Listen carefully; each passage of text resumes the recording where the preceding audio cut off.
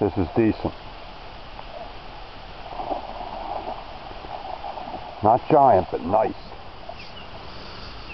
It's a snag-proof frog. Back here in the pads.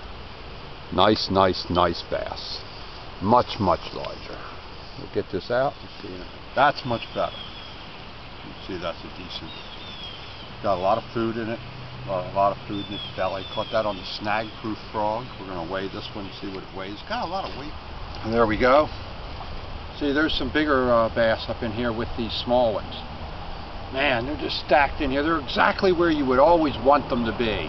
Back in the shade, in a cove, a little creek with cypress trees everywhere, out in open water and at the base of the cypress trees. You really couldn't ask for them to be in better places. Just smashing on the surface, one after another. There we go. There's another one, third one. Right in a row. As soon as I switched to that Oklahoma blade, started slow rolling off these ledges, they started to hit. One up out of there. Down in the pads at the edge. Look at that. Think got enough grass on him? Horny-toed again. This time a different color. Okay, now that's better. Man, if you didn't rig this just right, you had to have it perfectly straight. Otherwise, it just didn't have the right sound.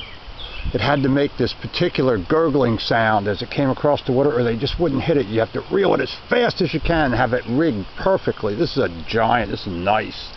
A big. Look at the food in its belly. Nice one, huh? All right, getting back in. Once more. Go. Whoa. Terminator, 3/8 ounce. Right in the outside edge of the pads. Oklahoma blade. I'm using fluorocarbon line. Look at that. Another nice bass. Nice, nice, nice bass. Look at that. I don't know what is that, 15, 20? There it is, Mad Max. This is the second one. I caught the first one in the dark. Way too dark to film. About 3 pounds on a buzzbait. And I just caught this one here on the Mad Max frog out in the There pad. we go. Finally got another one. Oh, almost got the hooks in my hand that time. That's on a shell cracker G2 by Black Dog Baits. It's a nice bass. Not giant, but a good hefty 3-pound bass. Hit that shell cracker back and about a foot of water in the pads right here. Not a giant bass, but a decent one. Here in the pads. Rage tail. Here, what do you know? Another one. I missed about 5 or 6 of these, and I said, man, I got to switch up. So what I did was I switched. You see, that's a rage tail. Man, those rage tails are crazy. They're like a buzzbait, but man, you just rip it through anything. I've got there's more bass striking up in front of me. I got to get this off. I switched to a 6/0 swim bait hook. It's a weighted swim bait hook, but it doesn't matter. It keeps it right up on the front. Decent, yeah. Decent. Rage tail. There he goes. Look at the mouth on that. Really, again, one more time. Look at that. Really, really nice. Look at that. All right, let him go. 9. I told you it was over 6. Cool. 6.9 chatterbaits, 100 degrees. First thing in the morning. You guys got to get out here and throw these swim baits. We're going to go ahead and release that now. That's a nice 8-pound bass right here at Burton's. Decent. Decent bass.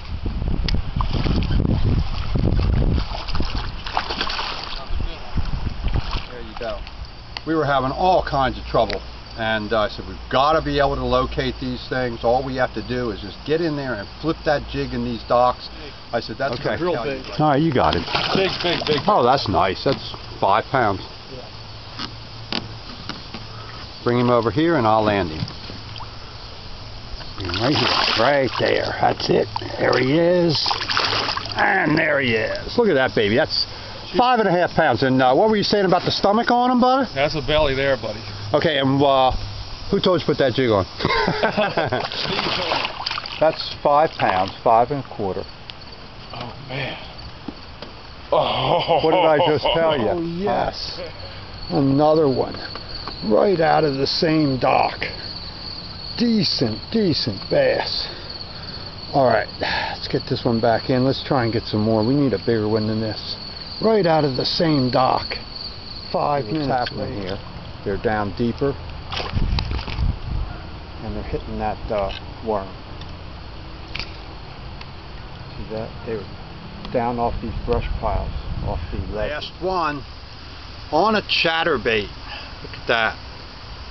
Big fat bass. Came back in here in the shade. Getting ready to leave. Threw that in by the wood. Okay, we're going to release that. Look at the mouth on that. I could shove my fist and have another half a fish. Look at that. And there it goes. Right down there. Caught him right here off the bridge. Silver Lake. People coming by, jogging past you. Silver Lake down here in Rehoboth Beach is the Yamamoto cuttail worm. You can see this is a giant bass. This weighs a good 5 3/4, maybe 6 pounds. Got enough weight for a 6-pounder, but that's a beautiful fish. As you can see. Isn't that nice? Nice fish. Oh yeah. Right here early in the morning, water temperatures probably dropped 10 degrees. It's only 57, 58 degrees here right now. Steve, that is a thick bass. That's beautiful. Look, look how thick he is, Silver Lake. man. I just threw this out. This weighs a good 5.5, maybe 6, even over 6 pounds on a Yamamoto cuttail worm. Hadn't had too many hits. This thing is just absolutely giant. It's really nice. Right here by the bridge. It's always been a good dock. See that? Right out of here. Grandy bass. That's what they're hitting, man. There's the jig. That Davis jig. There he goes. That's number 3. Back down. Right here at Silver Lake. Temperature was 49 degrees this morning. Now it's 78 for a high today. Bright sun. They're up underneath these bridge pylons. There he goes. Right back down in here. Silver Lake, down here in Rehoboth Beach, a mile away from the ocean now. Oh yeah, what is this? 5, 6 pounds? Yeah. Oh yeah. 5.5, maybe 6 pounds. Yeah, maybe 5.5, maybe 6. All right. Right out of the jig, right out of the dock here where we got one yesterday on the way home. Nice bass. This is almost 5 pounds. Right there on the Davis jig again, same one you see me using with the Sweet Beaver trailer.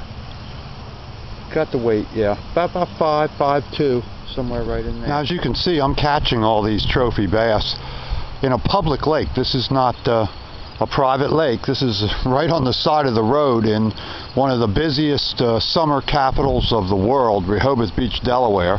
Joggers, bicyclers, tourists, just hundreds and hundreds of people. Boats at every dock, people fishing it all the time. I'm catching these bass from a public lake on the side of the road, 100 yards away from the Atlantic Ocean. He's right in the middle, isn't he? Yeah, right in that place.